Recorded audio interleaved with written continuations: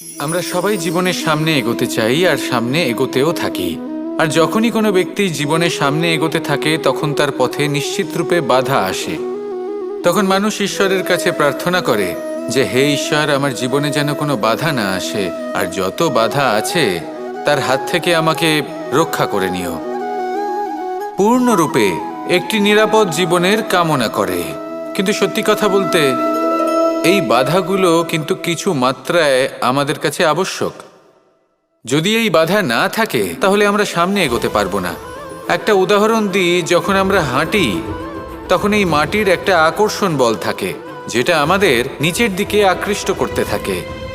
সেই কারণেই সামনে পথ চলা কঠিন হয়ে যায়। কিন্তু এই আকর্ষণ বলের কারণেই আমরা সামনে অগ্রসর হতে পারি, কারণ এই আকর্ষণ বল আমাদের ধরে রেখে দেয়। তার জন্যই আমরা মাটির ওপর টিকে থাকতে পারি। যদি আকর্ষণ বল না থাকে তাহলে আমরা ভারসাম্য হারিয়ে ফেলবো, আর ভারসাম্য হারালে এগিয়ে চলা অসম্ভব হয়ে যাবে। সেই জন্য কখনো জীবনে পূর্ণরূপে নিরাপদ জীবনের কামনা করবেন না। এই যে বাধাগুলো আসে তা কোনো না কোনো কারণে আসে।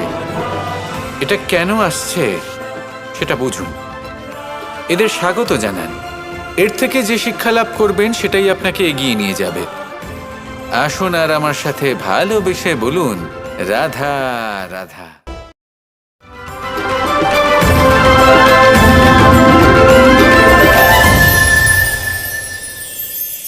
এই সংসারে এই সংখ্যাটি অত্যন্ত শক্তিশালী।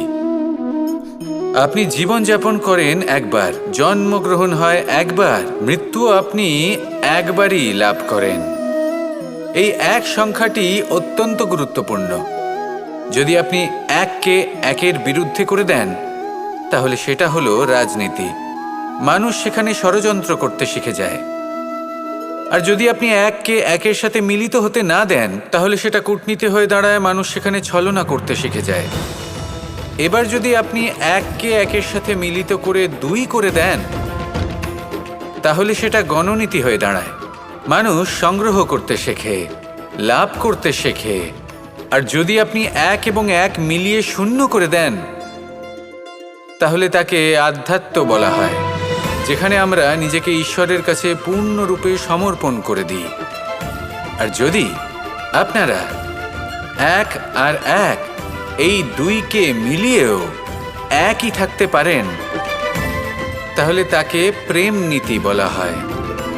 যেমন আমি আর রাধা, না আমরা শূন্য আর না আমরা দুজন ভিন্ন। দুজন ভিন্ন হয়েও আমরা অভিন্ন। এর দ্বারা জীবনের অর্থ বুঝতে পারা যায়। তাই এই অর্থ বুঝতে শিখুন। এই মন প্রসন্ন হয়ে বলবে, রাধা রাধা।